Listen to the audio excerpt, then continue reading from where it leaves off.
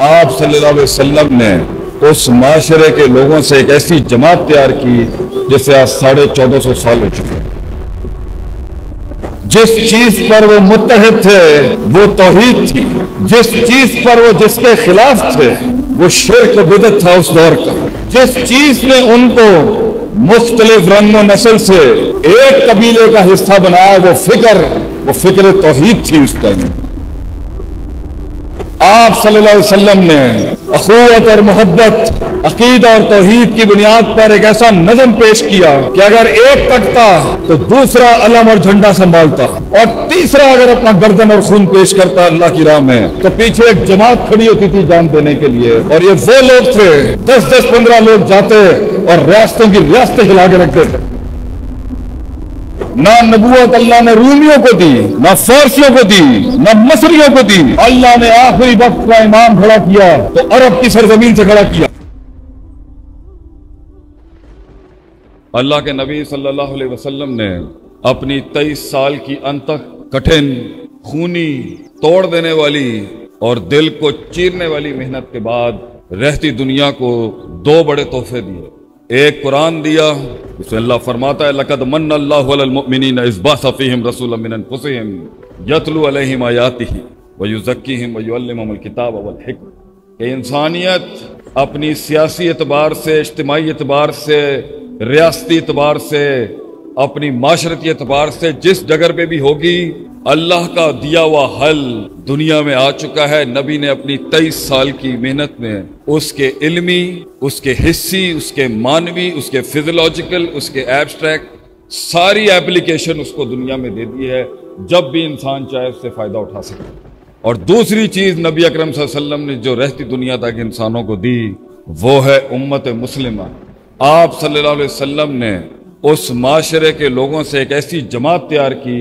جسے آج 1450 سال ہو چکے ہیں۔ This is the 52nd generation of the Muslim Ummah۔ ٹوٹی ہے، پھوٹی ہے، کمزور ہے یا ضعف ہے، مگر آج it is still نبی اکرم صلی اللہ علیہ وسلم کی بنائی ہوئی آرگنائزیشن آج بھی ایگزسٹ کرتی ہے اور آج بھی کارواں چل رہا ہے چاہے جس بھی حال میں۔ اور اس امت کی سب سے بڑی اینٹ، سب سے بڑا وصف اور سب سے بڑی بنیاد تھی عقیدہ اور اخوت۔ جس چیز پر وہ اکٹھے تھے وہ توحید تھی، جس چیز پر وہ متحد تھے وہ توحید تھی، جس چیز پر وہ جس کے خلاف تھے وہ شرک و بدعت تھا اس دور کا، جس چیز نے ان کو مختلف رنگ و نسل سے ایک قبیلے کا حصہ بنایا وہ فکر توحید تھی اس ٹائم کہ انسانیت کانسٹنٹینوپل سے لے کے Persia and from Indonesia to Spain شرک کے ایسے گڑھوں میں ڈوبی ہوئی تھی کہ اس دور کے مورخین لکھتے ہیں، ابن ہشام لکھتا ہے کہ 5 یا 6 مباحد ہوں گے اس دور کے اندر، جن میں سے کوئی ایک یمن میں تھا، ایک کہیں فارس کے اندر تھا، کہیں تھا، گنتی کی اس ٹائم پر روشنی تھی۔ آپ صلی اللہ علیہ وسلم نے اخوت اور محبت، اتحاد اور غیرت، عقیدہ اور توحید کی بنیاد پر ایک ایسا نظم پیش کیا کہ اگر ایک کٹتا تو دوسرا علم اور جھنڈا سنبھالتا، دوسرا کٹتا تو تیسرا سنبھالتا، اور تیسرا اگر اپنا گردن اور خون پیش کرتا اللہ کی راہ میں تو پیچھے ایک جماعت کھڑی ہوتی تھی جان دینے کے لیے۔ اور یہ وہ لوگ تھے 10-15 لوگ جاتے اور ریاستوں کی ریاستیں ہلا کے رکھ دیتے، اس حد تک کہ نظریہ، جذبات، احساسات، ادراکات، عقائد، تجربات اس کمال اور جمال پہ کھڑے تھے کہ روم کے ایک سپہ سالار نے بڑے ہی تحقیری جملے بولے خالد بن ولید کو رضی اللہ تعالیٰ عنہ کہ تم کیا لینے آئے ہو ہمارے پاس، کیا عزم لے کے آئے ہو تم یہاں پر، پیسہ چاہیے، دولت چاہیے، اگر یہاں تک پہنچ بھی گیا ہے، رومی بارڈرز تک ٹچ بھی کر رہا ہے تو، کیونکہ اس دور میں روم سپر پاور تھا، فارس دوسری سپر پاور تھی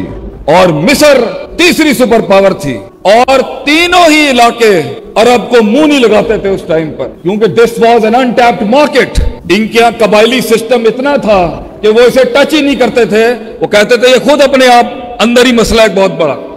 یہاں سے اللہ نے نہ نبوت اللہ نے رومیوں کو دی، نہ فارسیوں کو دی، نہ مصریوں کو دی، اللہ نے آخری وقت کا امام کھڑا کیا تو عرب کی سرزمین سے کھڑا کیا۔ عربوں کو یہ وصف ملا کہ وہ انسانیت کو لیڈ کریں گے اب آخری دم تک. اور جب وہ تحریک جو مکے کی ان گلیوں سے شروع ہوئی تھی، قل لا الہ الا اللہ تفلحوا تملک العرب والعجم سے،